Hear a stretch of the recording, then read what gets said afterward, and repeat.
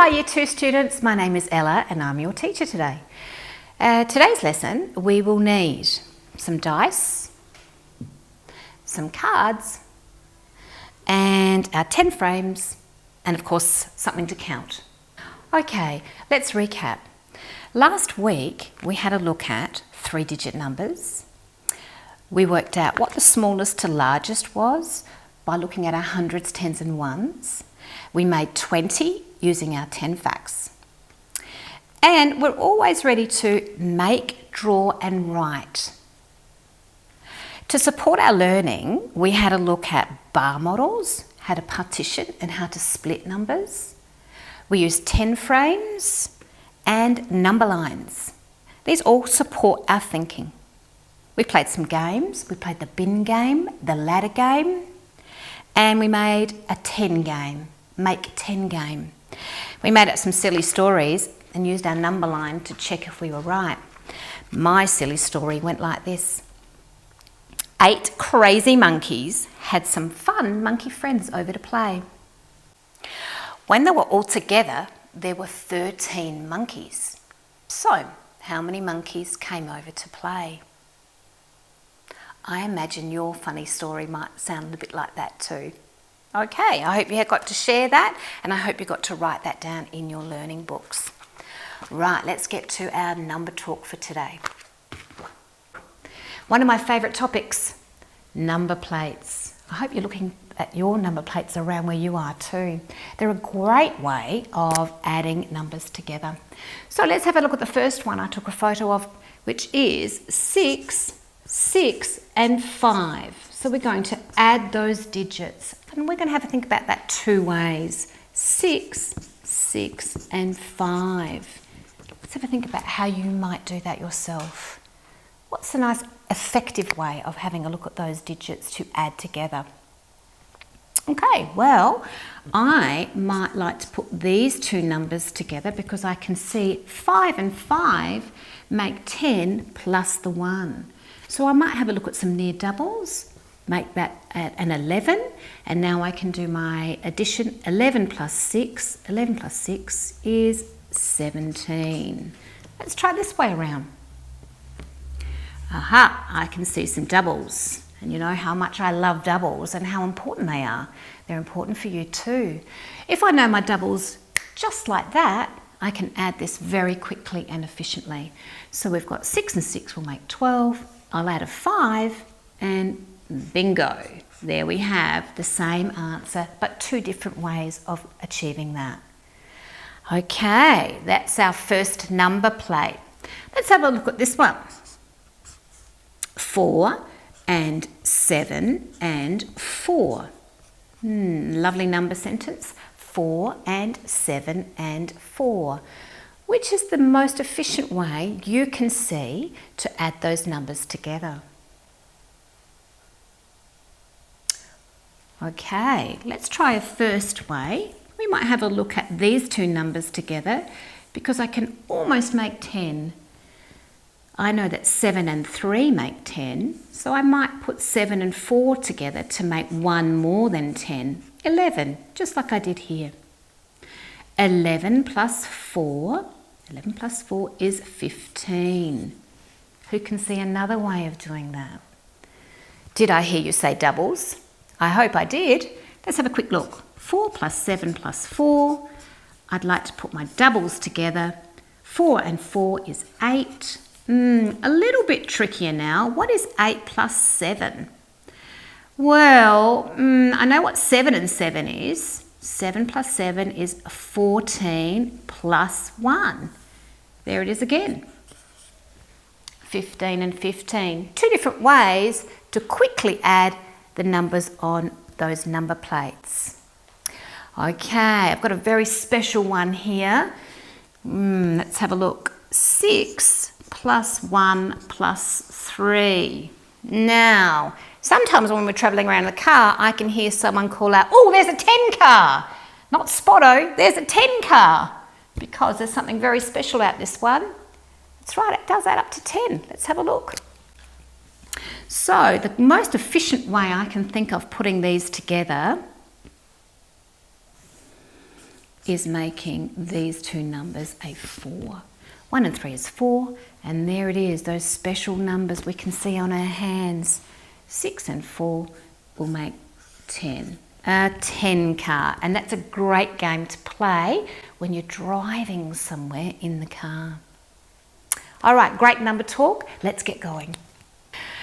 Okay, so today's lesson, our learning intention is we are going to add numbers in any order to get the same total, and it's called the commutative property, which is a big word and it's hard to say, but we're going to have a good go at it. We're powerful mathematicians. We'll know we can do this when we add a number sentence in any order and get the same total. Okay, so what is this commutative property? Let's have a look. The easiest way for me to explain this is with a coat hanger. So let's have a look at this coat hanger and think about a number sentence we might see. So this is telling us to add 5 equals 7. 2 plus 5 equals 7.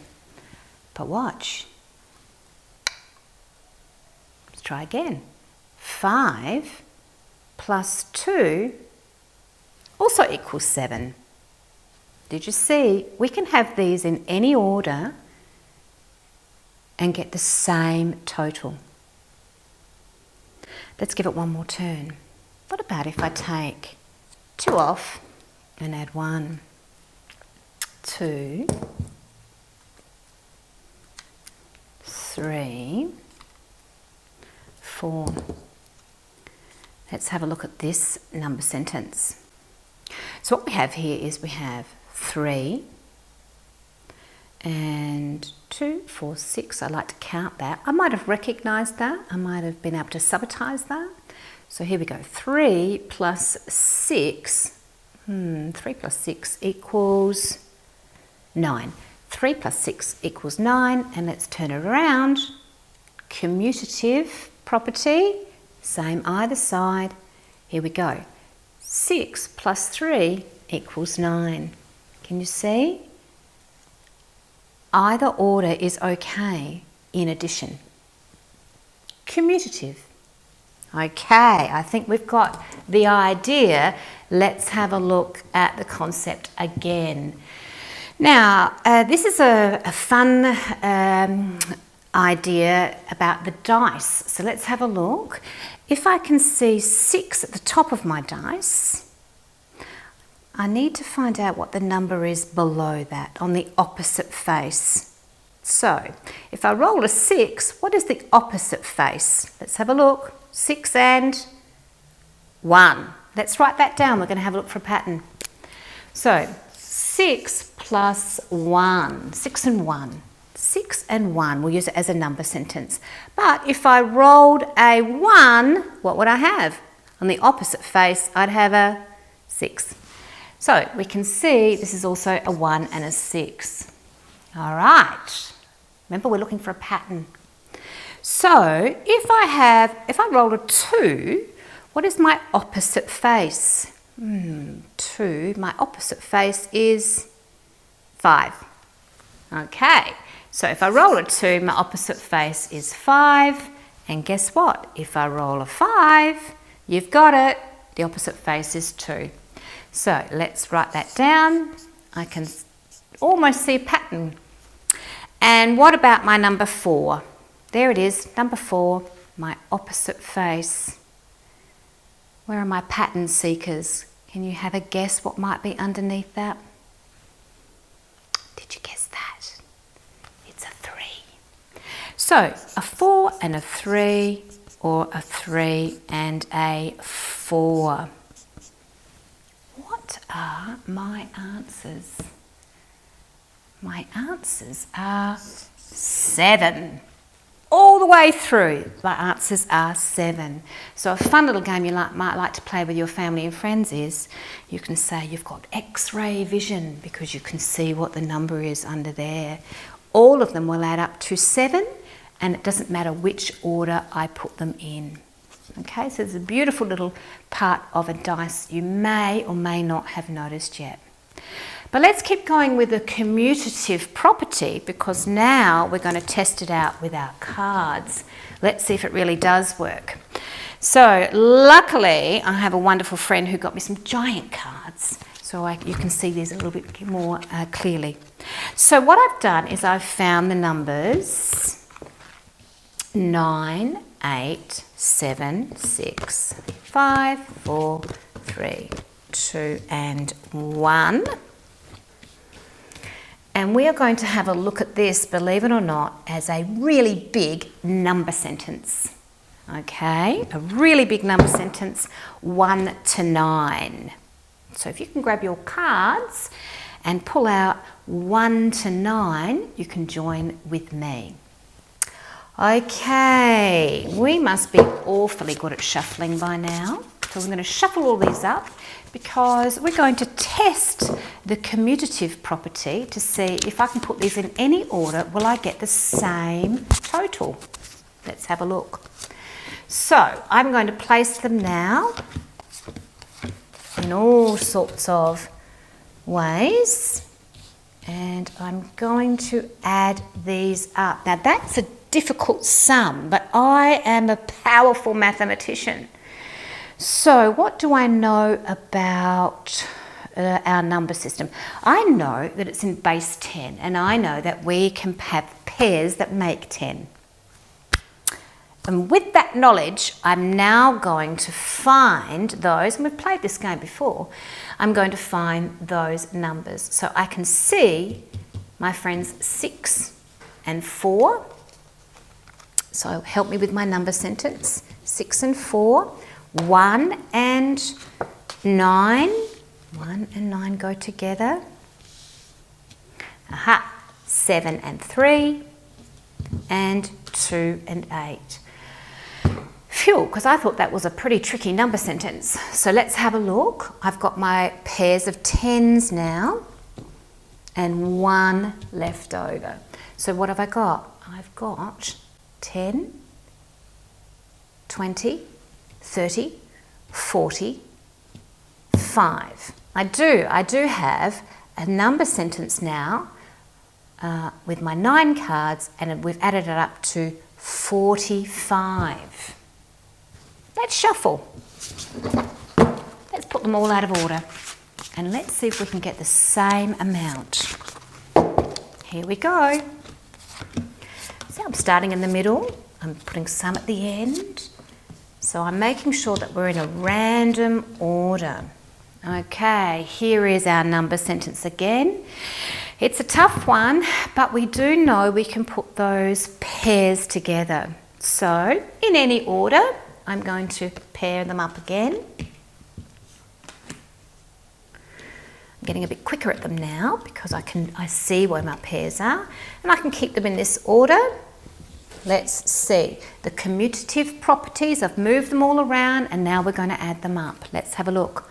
I've got a group of 10 and 10. That'll give me 20. I've got a 5 in the middle, so I'll just keep that there. A 10 and a 10.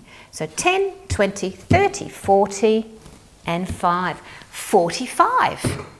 In fact, any way I shuffle these, in any order I put these numbers, I'm going to get a total of 45. And that is the essence of the commutative property. All right, well done, good learning. Now let's get to a task.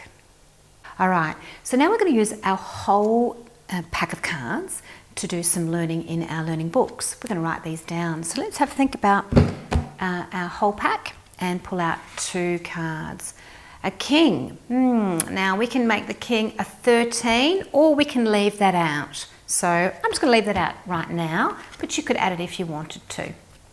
A 2 and a 3. Okay, so let's write that in our learning books. 2 plus 3 equals, or 3 plus 2 equals. We should have the same total, and I think we all know the total will be 5. 3 and 2 is 5, or 3 and 2 is 5. Okay, now let's fill out our whole page with the commutative properties, making sure we're not doing really big writing to fill up our page. We need to get quite a few practice shots in. So let's have a look. An ace, remember that's 1, and a joker. Oh, how interesting. I can make any number I like. So I'm going to say 1 plus 23, one of my favourite numbers. 1 plus 23 equals, well, 1 more than 23, 24, or 23 plus 1 will make 24. I'll have 2 number sentences for each of my cards. And that, my friends, is the commutative property. Way you go, powerful mathematicians. I'll see you soon.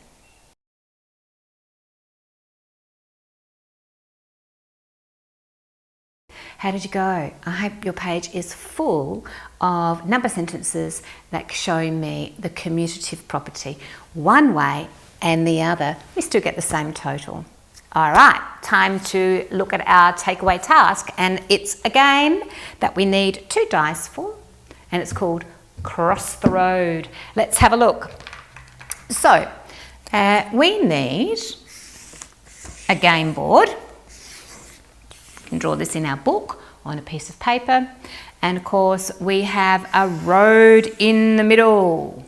Now for our drawers, you might like to put some trucks and cars and bits and pieces, motorbikes going along the road, just for a bit of fun. There's the road.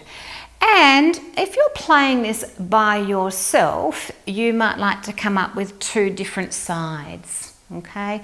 I always like to use us versus them, okay?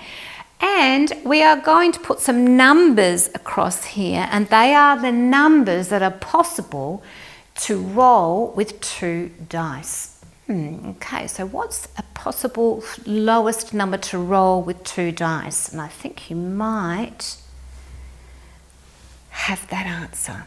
If I roll 2 1s, I'll get 2. So that is my first possible answer, 2. And I'm going to give those either side, all right? And what would be my highest possible answer? Well, it would be a 6 and a 6. It's a beautiful double. 6 and 6 make 12. So my highest answer will be 12. Now, my friends, here's the tricky bit. We have to sort of find the middle, don't we? We have to sort of find the middle so we don't squishy squash everything together. And I think what would be around about the middle of these 2 numbers, around about will be 6 or 7. So I'm going to put my 6 and my 7 here, my 6 and my 7 here, and try and squish all the rest in. A 3, a 4, a 5 will need to fit here. A 3, a 4 and a 5. And I'm going to just copy on the other side, a 3, a 4 and a 5. And what will need to fit here? An 8, a 9, a 10 and 11. So I'm just going to do this a little bit thinner, I think. 10, going backwards, which is a pretty tricky thing to do. 9, 8, let's check, 7, 8, 9, 10, 11, 12. It's okay if you make a mistake, you can try again, or you can just scrub it out. Okay, so once again, now I've got this side, I can copy my lines this side. Sometimes drawing the game board is the hardest part of the game. So here we are, we have us versus them, here's the road, and what we want to do is cross the road. Okay, how do we play? We roll the dice. So if I'm playing by myself, I'm going to roll for us, and then I'm going to roll for them. Or you might have somebody who'd like to play with you.